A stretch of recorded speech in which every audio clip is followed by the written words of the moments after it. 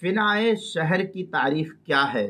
چنانچہ فنائے شہر یعنی فنائے شہر کا اطلاق آبادی کے ارد گرد ان جگہوں پر ہوتا ہے جن سے شہر کی ضروریات وابستہ ہوتی ہے، مثلا صنعتی کارخانے اور قریبی ملحق ایئرپورٹ وغیرہ ہوتا ہے، ہوائی جہاز کی اڑنے کی جگہ، ہوائی اڈہ، ریلوے اسٹیشن وغیرہ۔ اور فنائے شہر کا رقبہ شہر کے بڑے چھوٹے ہونے کے اعتبار سے مختلف ہو سکتا ہے، جس کا احاطہ وہاں کے علماء کو بتلا کر کے کر دیا جاتا ہے۔